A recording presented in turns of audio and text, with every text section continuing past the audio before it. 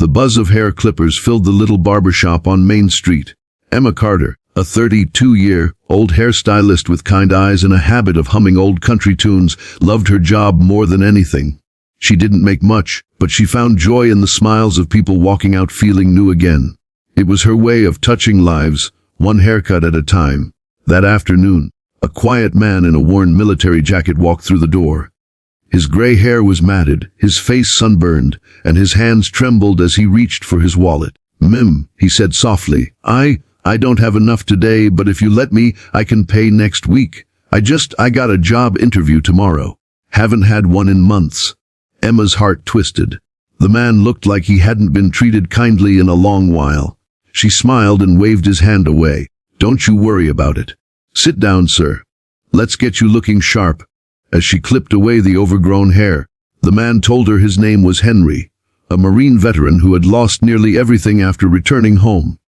He'd been sleeping at a shelter, trying to rebuild. Emma listened, offering words of encouragement, gently shaping his hair, as if restoring not just his appearance but his dignity.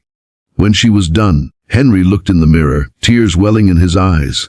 "Ma'am," he whispered, "no one's treated me like a human in a long time." Emma smiled and said, "You deserve to look in the mirror and see hope again." But the moment she turned around, she saw her boss, Richard, standing by the counter, arms crossed, face red with anger. "Emma," he barked, "what did I just see? Did you just give away a free haircut? You know company policy." "No freebies," she tried to explain, her voice trembling. "Richard, he's a veteran.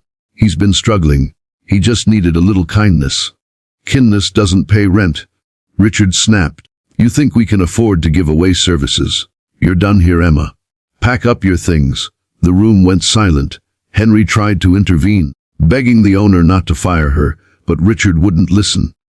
Emma gathered her scissors with tears blurring her vision. The only thing she managed to say before walking out was, "Sometimes a small act of kindness is worth more than a paycheck." Outside, Henry stood by her car, guilt heavy in his eyes. "Ma'am, I'm so sorry. I didn't mean to cause you trouble." Emma smiled weakly. "You didn't. I'd do it again in a heartbeat." They hugged, two strangers bound by an act of compassion in a world that often forgets it. Emma thought that was the end of it. But 30 minutes later it wasn't. 30 minutes after Emma lost her job, a sleek black SUV pulled up outside the barber shop. A man in a gray suit stepped out. The mayor, Tom Jenkins, followed by a few city officials. Cameras weren't far behind.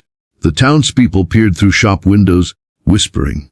Richard came rushing out, suddenly nervous. "Mr. Mayor, what brings you here?" The mayor ignored him and walked straight to the middle of the shop, where a local news reporter had already started setting up. And right beside the mayor stood Henry, freshly shaven, wearing a clean shirt someone from the shelter must have lent him. The mayor spoke clearly, his voice carrying over the hum of curiosity. "This morning, one of our citizens reminded us all of what true community looks like. A veteran, down on his luck, received an act of kindness, a simple haircut, that restored his confidence before a job interview. The woman who did it was punished instead of praised." Richard's face turned pale. Mr. Mayor, it's not what." The mayor held up a hand. "Richard, save it. Sometimes rules need to bend when it comes to humanity." He turned to Emma, who had been standing outside, unsure whether to step closer. "Miss Carter, would you please come inside?" Emma walked in slowly, still shaken. "Yes, sir. I heard what you did for Henry," the mayor said. "He spoke very highly of you, said your kindness gave him courage to face the world again. I believe that deserves recognition, not punishment." Before she could respond, the mayor continued. "I've decided to partner with local shelters to provide free grooming services for veterans and the homeless, and I'd like you to lead the program, if you're willing." The room erupted in applause from bystanders. Even Richard looked stunned. Emma covered her mouth, tears streaming down. "Sir, I don't know what to say." "Say yes," Henry said from behind her, smiling through teary eyes. "You gave me back my pride. Let's give it to others too." Emma nodded, overwhelmed. "Yes, 1,000 times yes." Later that week, the story spread like wildfire online. The haircut that changed a town. Donations poured in. Veterans lined up not just for haircuts, but for hope. Emma became the heart of a new initiative called Second Chance Styles, a small project that grew into a community movement.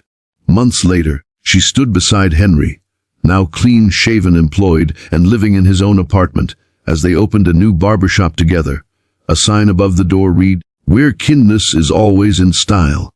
The same cameras that had once captured her tears now caught her smile. Not because she'd gotten justice, but because she'd proven something much greater, that compassion can ripple further than any rule book. As the shop filled with laughter and the hum of clippers again, Emma looked out the window, sunlight spilling over Main Street, and whispered to herself, "Sometimes, losing one job is just life's way of giving you your real purpose." And for everyone who heard her story, it was a reminder. The smallest act of kindness can ignite a spark that changes everything.